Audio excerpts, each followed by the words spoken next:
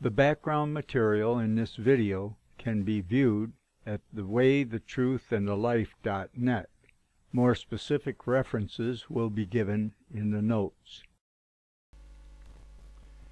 I'm working on the latest draft of the first section of my website, The Way, the Truth, and the Life. It is October 17th, 2012.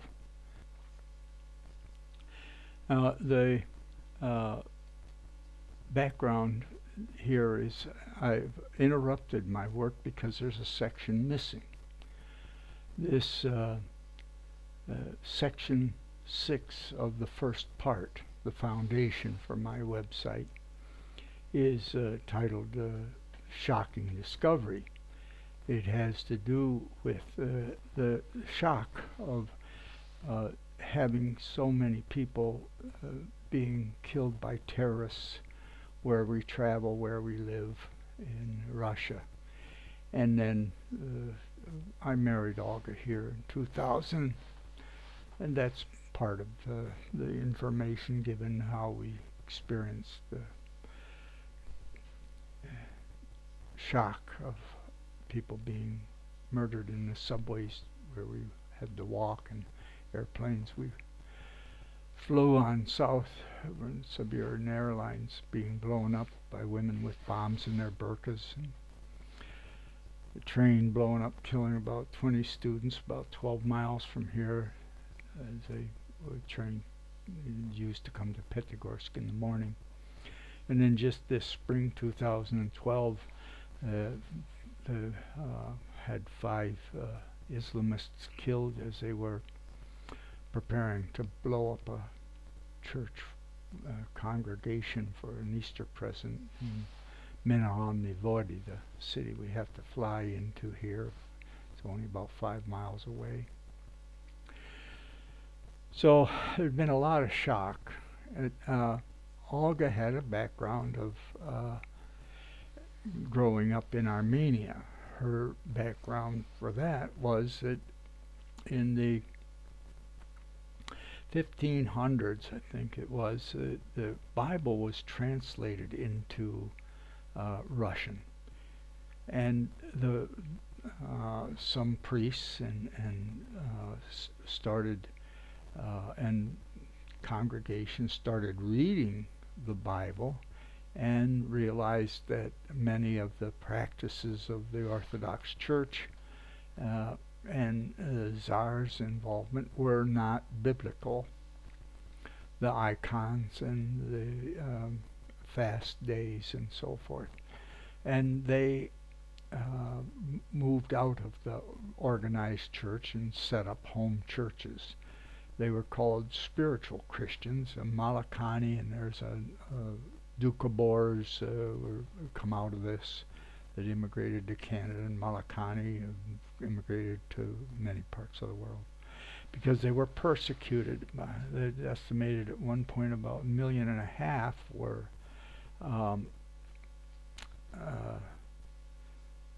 died, many in prison. They were declared to be criminals. They were felons for their not following the Tsar's orders for having fast days and the practices of the Orthodox Church, Russian Orthodox Church. So they were imprisoned. Olga's forefathers escaped to Persia in the 1700s, and about 100 years later, completely different regime in Russia, and they had rescued Armenia from one of the Turkish invasions, and the Muslims had depopulated much of the area where the Russians had recovered the Armenian territory for Armenia. But during this period of depopulation, they had a Russian lord in charge, and the Malakani, as Olga's people were called, means milk drinkers. There's 2 rationales for that. They say it's because the Bible says feed on the milk of the word, and that's what they did. And the secularists claim it was because they were drinking milk during the fasting days when they were supposed to refrain from that. But at any rate, about 100 years after they had escaped into Persia, this war where the Russian army had taken back part of Armenia from the Muslims, and her forefathers petitioned this Lord if they could move into this depopulated area from Persia. And the Lord permitted them. They were all given 1,500 hectares of land to start a farm. And so August's forefathers were there. And in 1915, when the Turkish were exterminating Armenians, the Russians were across the river, and they didn't come after the Russians. They were on the other side of the river from the Russian territory. They had murdered a whole city of Armenians, marching them off a cliff and then burning the bodies. But some of the Armenians had escaped, and they came looking in this Russian village, looking for Armenians, and they came to August's grandmother's house, and she had hid an Armenian in the potato cellar underneath the kitchen floor. So they didn't find him. They went and they found an Armenian up in the grain tower. And the village stored their grain in a tower. So, and they murdered him. So Olga had this knowledge of the harshness of what the Armenians had been through with the Kurdish Muslim invasions and the Arabic Muslim invasions and the Turkic Muslim invasions and all of the murder and rape. But I included a section on the Armenian background in this part 6 because they've been through so much, and my focus was on the land of Armenia, the land of the 7 churches in Revelations, and that all of this has been destroyed, and the horrendous murder of Christians in 2007 caught my attention for publishing a Bible, and here Erdogan and his government are protecting the murderers that tortured and murdered these 3 fine young men. But that's another thing. And the murder rate of women has gone up 1,600% since Erdogan took office, and he's arrested all the secular high officers, and it's another story. I hadn't included a special section about what Islam did to Spain because it was not part of my culture, but I have an awareness. I have a Mexican son-in-law. At 15, I had worked on a farm in the summer and hitchhiked to Tucson, Arizona, Davis Monthan Air Base to visit Roger Chaplin, and he was familiar with Mexico across the border, and Nogales, I think it was. And on my way back, a man had picked me and 2 other young men up, and we had an evening entertainment in a day in Juarez, Mexico, and an evening entertainment. I saw the horrendous culture there, and the young boys selling their sisters and all that. Then I had a daughter that, well, before going to the university, I had a number of Hispanic friends, and 2 pretty special. One of them ended up professor of physics at Paraguay, Asunción, Paraguay, at the university. And he visited me a couple of times, and I visited him a couple of times. So I experienced some of the Hispanic culture there, and from my Hispanic friends, and I learned that many of the upper class South Americans had more than one wife. They'd have another apartment, so forth. And the harshness of the culture, a class structure when I went to Paraguay. And in Mexico, here's the wealthy people living behind barricades and stone walls with broken glass on top so people can't crawl over.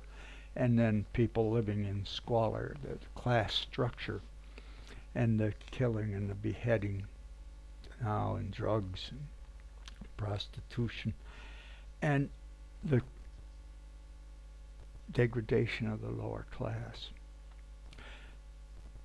And then in studying, I discovered the horrendous history of Spain, that it was Muslim for 700, almost 800 years, from 711 until 1492, the year that Columbus discovered America.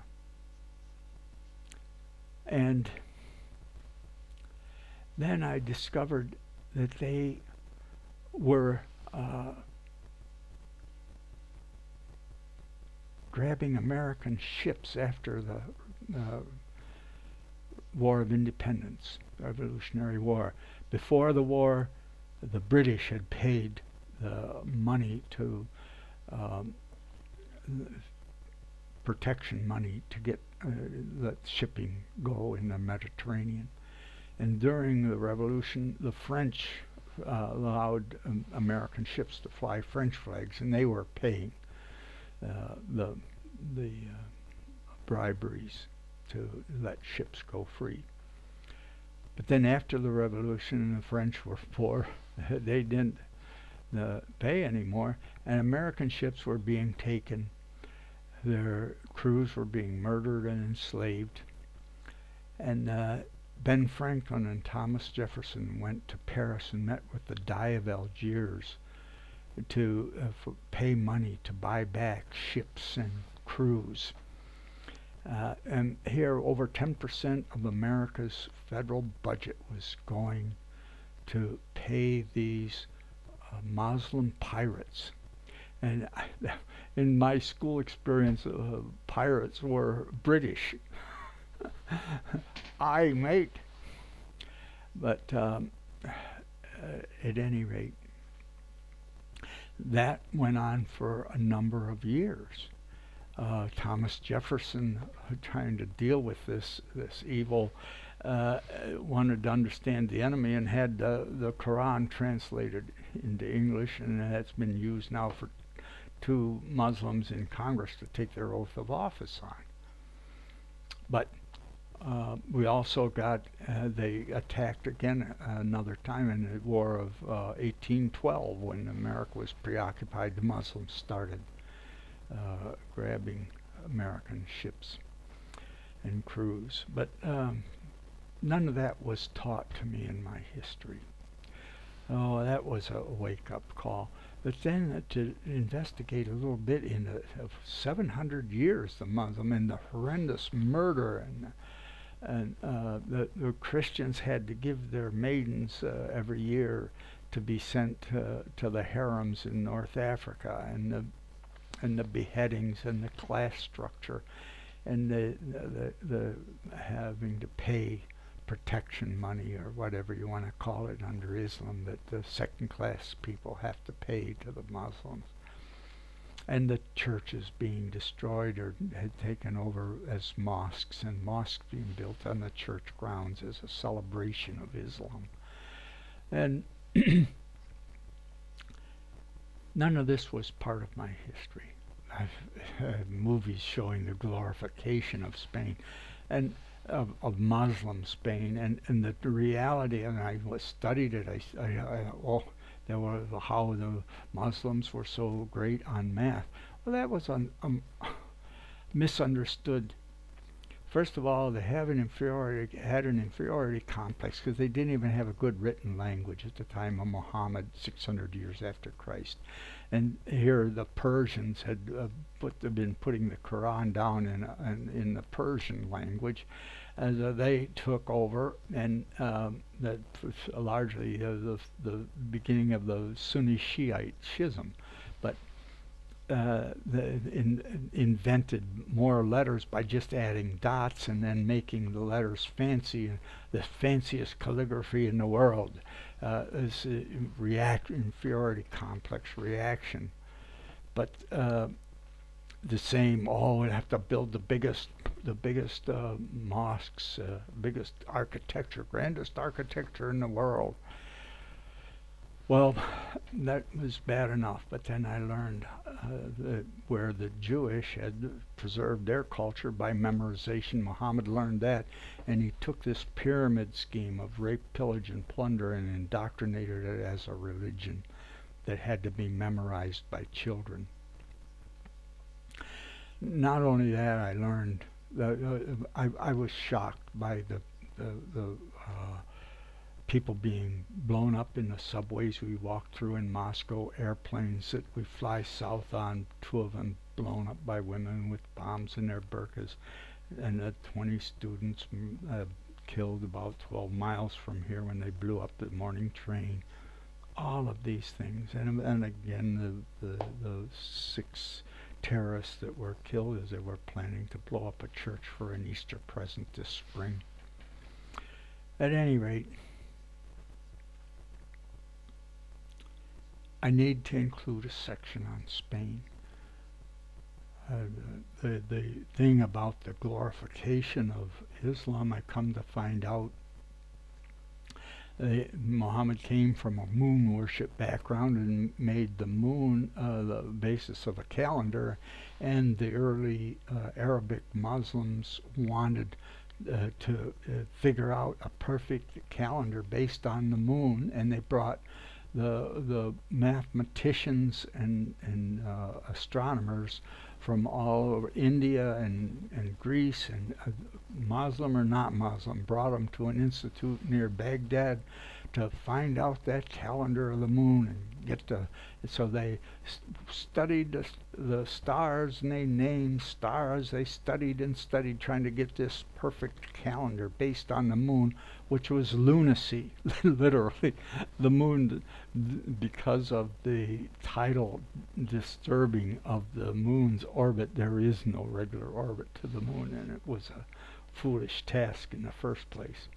But they did bring all these mathematicians and astronomers together, and that left them a name that they claim, even though they destroyed so many libraries, including the library at Alexandria, and that was all blamed on the Catholic Church in my upbringing, but that's another thing. So this thing about Spain, here about 700 years after Christ, Islam wasn't even 100 years old yet, or about 100 years old, and they had invaded in Spain. They had been taking over North Africa and murdered a bunch of people as examples, and imposed this barbaric class structure, and indoctrinated. And here was a bunch of Jews. They were people of the book. They were better than Christians, because Christians held that Christ was the Son of God, and Jews didn't. Jews were used as the go-between. Here's the ruling Muslim class and their servants, the Jews, to be doctors and lawyers and the enforcers over the Christian background. They had a place of status and power in the rule of the Muslims, and that forms much of the background. My background was I grew up in a farm town in between Lockport and Niagara Falls, New York, and there was a Lutheran church there and a Lutheran school, children's school. There was also a Methodist church, but largely a German farm environment. We lived in the farm town, but we had pigs and chickens and hunted and fished and trapped. But the demonization, the bad things in my upbringing were the Catholic Church. Nothing about Islam, nothing about the horrors of taking over the land of the seven churches, or taking over Spain, or none of these horrors, none. And then I discovered they murdered over 150 million as they invaded over into India and Pakistan, and for a couple hundred years as what they call Roma fought as they were pushed off their land, and finally came to Christian areas, largely the land of the seven churches, where it was safe to live with Christians until the Muslims invaded and murdered them or forced them to convert. But and they moved on further into Europe and Russia. There's still many of them here today. The communists didn't seem to have too much problem with them. It was the Muslims and the Nazis were killing them in Serbo-Croatia and Eastern Europe. The Nazi Muslim army, the Muslims in Russia were going to join the Nazi army to kill Jews. Stalin, who wasn't Russian, he was Georgian, where he killed the Russians that would not support Russia as communism. The Muslims, he didn't. He just moved them out. He moved the Chechens out. And this area was Christian before it was forced into conversion by an Islamic invasion at an earlier time. But so here we got this background, and Spain under this theocratic murdering cult for 700 years. I have a Spanish son-in-law, a Mexican son-in-law, and with it has come corruption, adultery, drugs, the whole business that you find as part of the Hispanic culture, and that's because it's not really a Christian culture. It's not really a Catholic culture. It is on the surface. But there were 700 years under Muslim indoctrination as the inferior class. And when 1492, this year Columbus discovered America, was the final year that they pushed the Muslims back into North Africa and set up the Inquisition to restore Christianity. Now, I didn't know that they were dealing with such a harsh environment. How do you destroy a destroyer? How do you deal with evil? How do you deal with murderers? But they forced the Muslims out or to convert, and they forced the Jews to convert. There were like 500,000 of them came to Europe. They also, the Jews in Europe also served as that go-between. The Norse, having much of the lordship in Europe, used the Jews to keep the serfs under control and to manage them and do their dirty work. They didn't want their children to be having to be doctors and deal with disease and all that. The Jews were literate. They boys all had to learn to read and recite the Quran or recite the Torah. That's another thing. Muhammad learned this memorization, indoctrination from the Jews while he was a camel driver and used it. A child indoctrinated before 12 years old can't differentiate between their indoctrination and reality. It's ingrained in their brain during brain growth, during the periods when nerve growth factor is present. and they no longer have common sense or realistic intuition. It might be idealistic, might be good people, but they lack this foundation of development in reality. It's where many of the intellectual rebellious Jews could rebel. They were just rejected by their family. The big part of the intellectual foundation of communism were rebellious Jews without the common sense to understand what they were destroying. Now, the Muslims, by Sharia law and the Quran, are to be murdered if they change their religion and rebel against their parents. There's very little rebellion there. That most of them comply and become able to hate and murder for their religion, their cult. It's a murdering cult. How do we help these people? How do we save these children from being indoctrinated that they have no opportunity for individual sovereignty? Memorization, whether it's the Jews, the Muslims, the Hindus, whoever, that is a crime against humanity that needs to be stopped.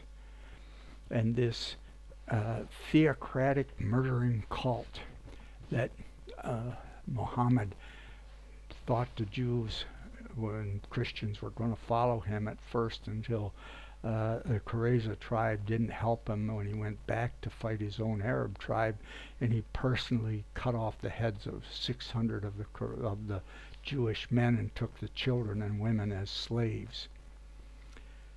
And he had a surah of abrogation, that Allah can have a new vision and the old ones don't count. But they don't say that. The surahs are all mixed up. The nice ones are people of the book and all that. They've all been abrogated. Every imam knows that. But to deceive the unbeliever is okay. But then read Surah 9. After the holy months, cut off their fingers, cut off their heads if they don't convert to Islam. That's reality to those who are indoctrinated with it. Though the point here is the thing about Spain missing from our history and glorifying Spain. And here the reason for Luther's rebellion, much of the underpinning was these higher class Jews migrating away from Spain into Northern Europe, and they were a part of his social background of rebellion against the Catholic Church and the demonizing of the Catholic Church. So that's I need to include this section on Spain, and the problem is, even I'm going to put the Wikipedia section on the Reconquista, or the Spanish Inquisition, but that has the distorted influence of Northern European anti-Catholic, ignorant of Islam history. And so I felt motivated to do this introductory video. I might do a better one later on, but this will serve my purposes. Again, this is the 17th of October 2012. Thank you.